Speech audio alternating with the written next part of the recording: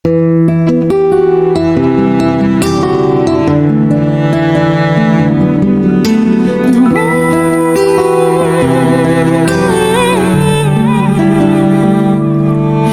isilang ka sa mundong ito, laking tuwa ng magulang mo, at ang kamay nila ang iyong ilaw.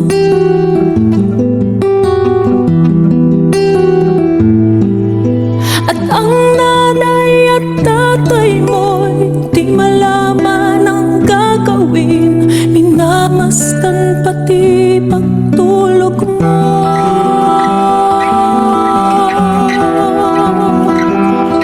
At sa gabi napupuyat ang iyong nanay sa pagtimpla ng gatas mo.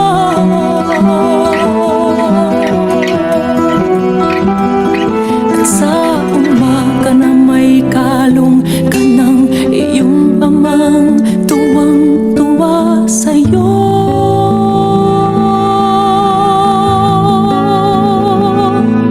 Ngayon nga ay malaki ka na, nais mo'y maging malaya, di man sila payag, walang magagawa. Ikaw nga ay biglang nagbago, naging matigas ang iyong ulo, at ang payo nila'y sinuway mo.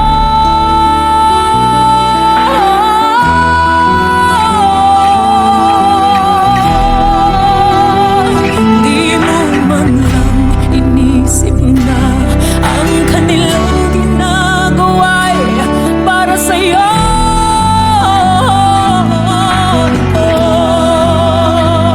Pagkat ang nais mo'y masundot ang layaw mo, di mo sila pinapansin.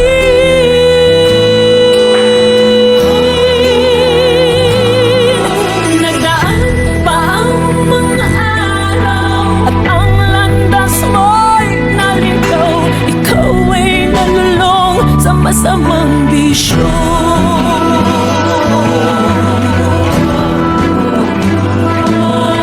At ang una mong nilapitan ang iyong inang lumuluha, at ang tanong, anak, ba't ka nagkaganyan?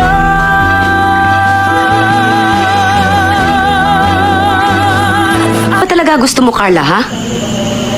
Hindi ba ito ang gusto mo? Pinagtutulakan mo akong umalis? Oo, at sana huwag ka nang bumalik. Bastos ka talaga, no? Nay!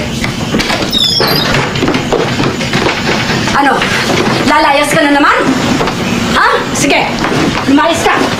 Layas! Talagang lalayas ako! Oo! Tuluyan mo sirain ang buhay mo! Sige, layas!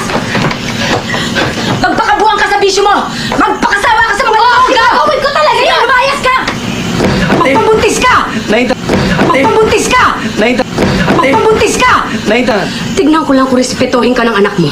Kapag asin na lang ang inuulam nyo at nagpapakaputa ka na para may isaksa ka lang sa sikmura niya. Kung magkakaanak man ako, sisiguraduhin kong magkasama kami sa hirap at ginawa. Hindi ko siya pagpapalit dahil lang sa pera! Ang iyong mga matay biglang lumuha ng di pa napapansin.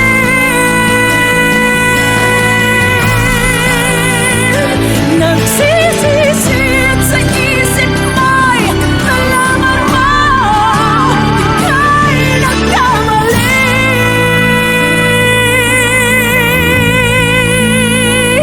Nagsisisit sa isip mo'y nalaman mo ika'y nagkamali.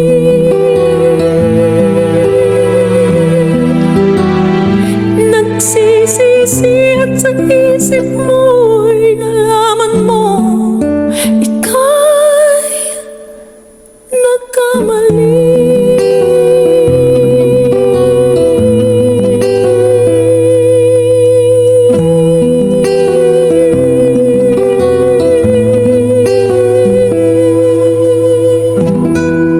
Pero nandito na ako.